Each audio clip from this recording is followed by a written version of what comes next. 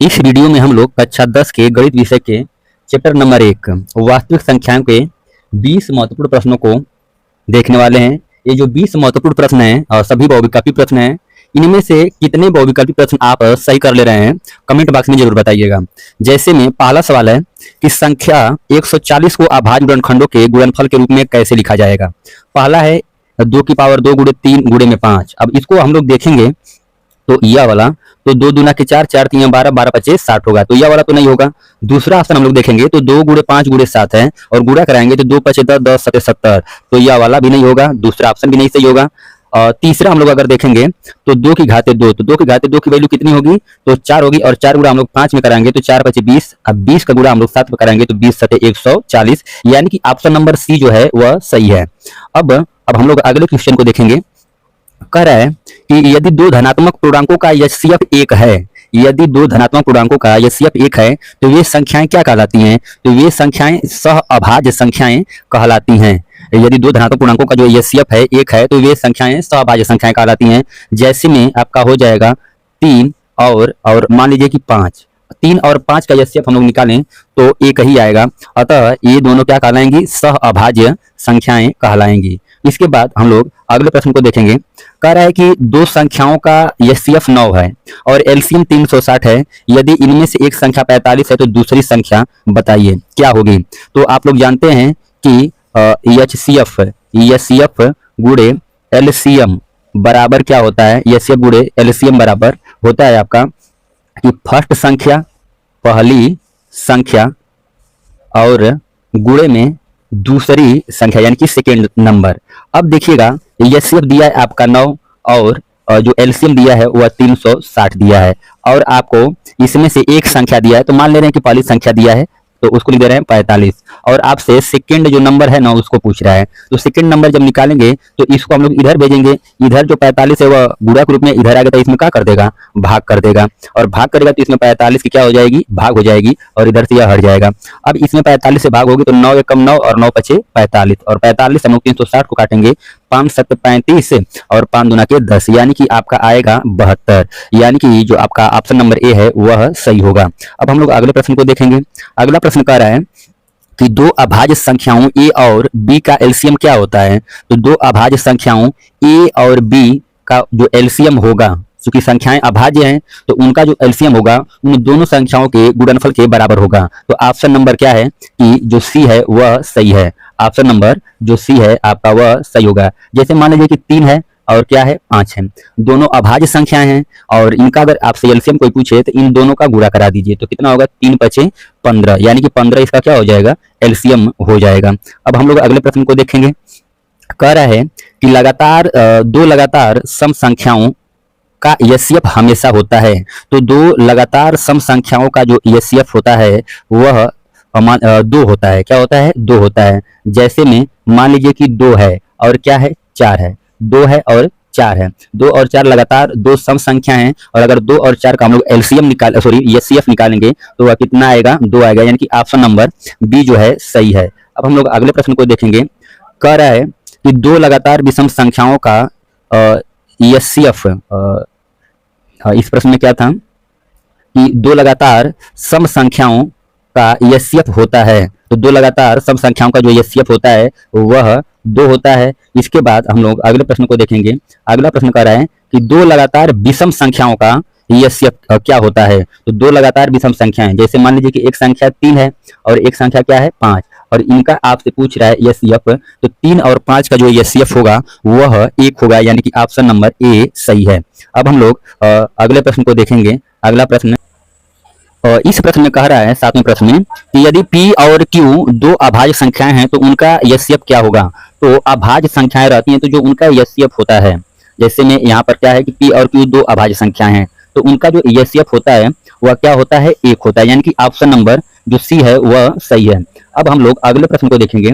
अगला प्रश्न कह रहा है कि जो है कि यदि a बराबर 2 की पावर 2 गुणे 3 की पावर 3 गुणे 5 और b बराबर 2 की पावर 3 गुणे 3 की पावर 2 गुणे 7 है तो एचसीएफ a और b का मान होगा, यानी कि a और b का जो है कि एचसीएफ आपसे पूछ रहा है। तो एचसीएफ में हम लोग क्या करते हैं कि जो उभयनिष्ठ गुणनखंड होता है, केवल उभयनिष्ठ गुणनखंड, तो वो एचसीएफ में बात सुनिएगा, एचसीएफ में उभयनिष्ठ गुणनखंड की न्यूनतम घात लेते हैं। अब इसमें और इसमें हम लोग देखेंगे कि उभयनिष्ठ क्या है, यानी कि कॉमन क्या है। तो इसमें 2 की घात 2 और यहाँ पर 2 की घात 3 है, यानी कि इसमें भी 2 है और इसमें भी 2 है। तो न्यूनतम घात लेनी है, यानी कि 2 की घात हमको क्या लेनी पड़ेगी, 2 गुणे 3 इसमें भी है और 3 इसमें भी है, 3 यहाँ पर भी है, 3 यहाँ पर भी है। तो न्यूनतम घात लेनी है हमको। यहाँ पर 3 की घातें 3 है और यहाँ पर 3 की घातें 2 है, तो हमको 3 की घातें 2 लेना है। अब इसके बाद कोई भी चीज उभयनिष्ठ नहीं है, तो इसको हम लोग हल करेंगे। तो 2 की घातें 2, 2 की घातें 2, तो कितना होगा 4 गुणा में 3 की घातें क्या है 2 है, तो 3 की घातें 2 की जो वैल्यू होगी 9 होगी, और 4 गुणा 9 में हम लोग कराएंगे तो कितना होगा 36 होगा, यानी कि ऑप्शन नंबर जो बी है वह सही है। इसके बाद हम लोग अगले प्रश्न को देखेंगे। अगला प्रश्न कह रहा है कि यदि ए जो है ए की वैल्यू इतनी है, ए की वैल्यू इतनी है और बी की वैल्यू जो है इतनी है, तो एचसीएफ ए और बी क्या होगा। यानी कि यह तो सवाल वही वाला है, पुराना वाला, यानी कि 8वां वाला ही सवाल है। अब हम लोग अगले प्रश्न को देखेंगे। कह रहे हैं कि ऊपर दिए गए प्रश्न 8 के डेटा के अनुसार एलसीएम ए और बी का मान क्या होगा। यानी कि आपका जो सवाल है डेटा तो यही रहेगा, डेटा जो है डेटा यही रहेगा। और इसमें इस सवाल में तो आपसे पूछा था एचसीएफ, लेकिन जो 9वां वाला जो प्रश्न है उसमें पूछ रहा है आपसे क्या, एलसीएम पूछ रहा है। तो एलसीएम में क्या होता है कि उभयनिष्ठ गुणनखंड की अधिकतम घात लेते हैं। जो उभयनिष्ठ गुणनखंड होता है उसकी अधिकतम घात लेते हैं और जो उभयनिष्ठ नहीं होता है उसको भी ले लेते हैं। तो यहाँ पर जो है एलसीएम की अगर मैं बात करूं तो यहाँ पर 2 की घातें 2 और यहाँ पर 2 की घातें 3, तो 2 की घातें हम लोग 3 लेंगे। यहाँ पर 3 की घातें 3 है और यहाँ पर 3 की घातें 2 है, तो 3 की घातें हम लोग 3 लेंगे। इसमें फिर क्या है, तो 5 इसमें है लेकिन इसमें नहीं, तो 5 को भी ले लेंगे। 7 इसमें है लेकिन इसमें नहीं है, तो इस 7 को भी हम लोग क्या करेंगे, ले लेंगे। अब गुणा करेंगे, 2 की घातें 3 का वैल्यू कितना होगा 8, 3 की घातें 3 का वैल्यू कितना होगा 27, और 7 है तो 5 गुणे 7 तो कितना हो जाएगा 35 हो जाएगा। अब हम लोग गुणा कराएंगे तो कुल मिला के जो है ऑप्शन आपका आएगा, ऑप्शन इसको हल करेंगे हम लोग, तो ऑप्शन जो है आपका ऑप्शन जो है 9वें वाले का जो है ऑप्शन आपका बी वाला आएगा, यानी कि 75 60 आएगा। उसको आप लोग गुणा करा लीजिएगा और गुणा कराने के बाद देखिएगा कि कितना आंसर आ रहा है। ठीक है, ऑप्शन नंबर बी 9 वाले का सही है। इसके बाद हम लोग क्या करेंगे कि 10वें वाले प्रश्न को देखेंगे। 10वें वाले प्रश्न में क्या कर रहा है कि संख्या 6 की पावर n, जहां n जो है एक प्राकृतिक संख्या है कि इकाई का अंक कभी भी शून्य पर समाप्त नहीं हो सकता, क्योंकि इसके अभाज्य गुणनखंड में कौन सा अंक नहीं आता है, 2 नहीं आता है कि 3 नहीं आता है कि 5 नहीं आता है कि 6 नहीं आता है। तो जो संख्या 6 है अगर इसका हम लोग अभाज्य गुणनखंड करेंगे तो 2 गुणे में क्या आएगा 3 आएगा, और यह तो मान लीजिए कि 6 का अभाज्य गुणनखंड हो गया। अब क्या है कि अगर मान लीजिए कि जो है कि शून्य पर समाप्त होगा, तो शून्य पर समाप्त होने के लिए अभाज्य गुणनखंड जो संख्या का होगा उसमें 2 रहना चाहिए और क्या रहना चाहिए 5 रहना चाहिए। यानी कि अगर कोई संख्या है और उसका हम लोग क्या कर रहे हैं, कोई भी पावर उसकी लगा रहे हैं और उसकी वैल्यू हम लोग निकाल रहे हैं, तो शून्य पर समाप्त कब हो सकता है कि जब उस संख्या के जो है कि गुणनखंड में 2 हो और 5 हो। तो हम देख रहे हैं कि 6 के गुणनखंड में 2 तो है लेकिन 5 नहीं है, जिसकी वजह से यह शून्य पर समाप्त नहीं होगी। तो इसमें पूछ रहा है आपसे कि समाप्त नहीं हो सकता है क्योंकि इसके अभाज्य गुणनखंड में कौन सा अंक नहीं है, तो 5 जो है ना वह नहीं है। तो इस प्रश्न का जो ऑप्शन सी है वह सही होगा। अगले प्रश्न की तरफ हम लोग बढ़ेंगे। अगला प्रश्न कह रहा है कि सबसे छोटी अभाज्य संख्या और सबसे छोटी भाज्य संख्या का एचसीएफ क्या होता है। कह रहा है कि सबसे छोटी अभाज्य संख्या, तो सबसे छोटी जो अभाज्य है, अभाज्य संख्या है वह है क्या आपकी, तो वह तो है आपकी 2, और सबसे छोटी जो भाज्य संख्या है वह तो है आपकी 4। अब कह रहा है कि इनका जो है एचसीएफ क्या होगा, तो 2 और जो 4 का एचसीएफ है वह कितना होता है, तो 2 और 4 का जो एचसीएफ है वह 2 होता है, यानी कि ऑप्शन नंबर जो आपका बी है वह सही है। इसके बाद हम लोग अगले प्रश्न की ओर देखेंगे। अगला प्रश्न कह रहा है कि सबसे छोटी अभाज्य संख्या और सबसे छोटी भाज्य संख्या का एलसीएम। इसके पिछले सवाल में आपसे एचसीएफ पूछा था, इसमें क्या पूछ रहा है एलसीएम पूछ रहा है। तो सबसे छोटी अभाज्य संख्या जो है 2 है और सबसे बड़ी जो सबसे छोटी अभाज्य संख्या जो है 2 है और सबसे छोटी भाज्य संख्या वह क्या है 4, और इनका जो है कि एलसीएम पूछ रहा है। तो 2 और 4 का जो एलसीएम होगा वह 4 होगा, यानी कि ऑप्शन नंबर जो बी है वह आपका सही है। इसके बाद हम लोग अगले प्रश्न को देखेंगे। अगला प्रश्न क्या कह रहा है, अगला प्रश्न कह रहा है कि निम्नलिखित में कौन सी संख्या अपरिमेय है। तो करड़ी में यहाँ पे जो ऑप्शन है करड़ी में 4, करड़ी में 4 की वैल्यू 2 होती है तो 2 एक परिमेय संख्या है। करड़ी में 9 की जो वैल्यू होती है वह 3 होती है, 3 एक परिमेय संख्या है। करड़ी में 16 की जो वैल्यू होती है वह 4 होती है और 4 भी परिमेय संख्या है।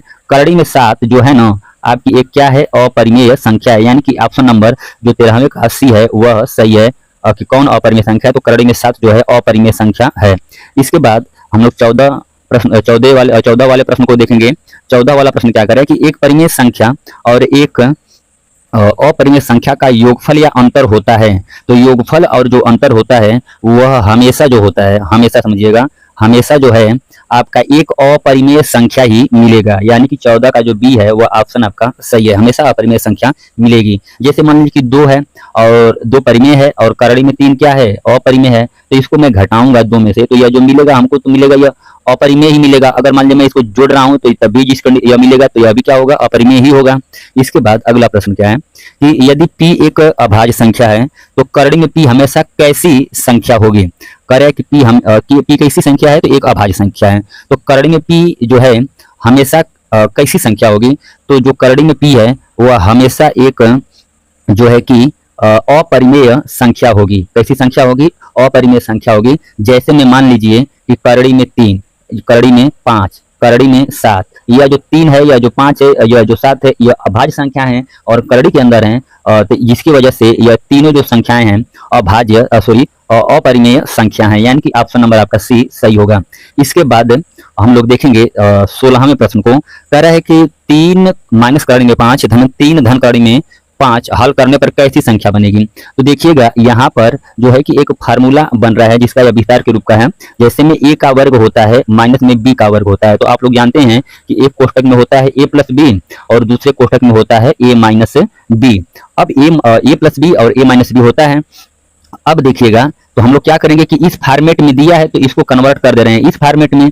अब क्या होगा, तो 3 का वर्ग करेंगे, यहाँ पर देखिएगा 3 का वर्ग करेंगे तो कितना होगा, 9 होगा, माइनस करड़ी में यहाँ पर जो 5 है तो करड़ी में 5 का वर्ग करेंगे तो करड़ी में 25 होगा और करड़ी में 25 की वैल्यू क्या आती है, 5 आती है। अब इसको हल करेंगे हम लोग तो 9 में से 5 जाएगा तो कितना आएगा, 4 आएगा, यानी कि जो 4 है, यह जो 4 है यह परिमेय संख्या है, यानी कि ऑप्शन नंबर जो आपका ए है ना यह सही होगा, ऑप्शन नंबर ए सही होगा। अब हम लोग अगले प्रश्न को देखेंगे। अगला प्रश्न कह रहा है कि यदि एक अभाज्य संख्या p किसी धनात्मक पूर्णांक के वर्ग a स्क्वायर को विभाजित करती है तो p अवश्य ही किसे विभाजित करेगी, तो जो p है ना वह अवश्य ही a को विभाजित करेगी, यानी कि ऑप्शन नंबर आपका बी सही है।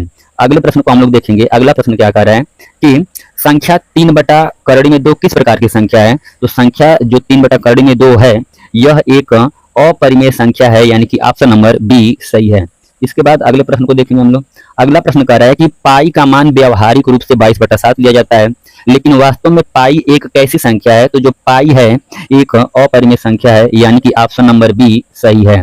इसके बाद अगला प्रश्न हम लोग देखेंगे।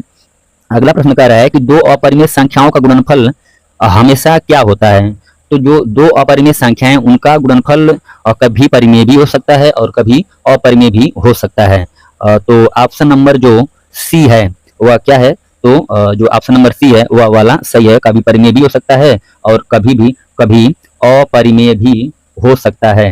तो ऑप्शन नंबर आपका सी जो है कि सही है। जैसे में मान लीजिए कि एक है करड़ी में 3 और एक है करड़ी में 5, अब इनका हम लोग गुणा कराएंगे तो करड़ी में क्या मिलेगा, 15, और जो करड़ी में 15 है यह अपरिमेय संख्या है। अब इसी तरह अगर मान लीजिए कि करड़ी में 3 मिला तो यह भी अपरिमेय है, यहाँ पर मिला करड़ी में 3 तो यह भी अपरिमेय है। अब गुणा कराएंगे तो हमको मिलेगा करड़ी में 9 और करड़ी में 9 की जो वैल्यू आएगी वह 3 आएगी और जो 3 है वह परिमेय संख्या है, यानी कि कभी आपको परिमेय मिलेगा तो कभी अपरिमेय मिलेगा। तो ऑप्शन नंबर आपका जो सी है वह सही है।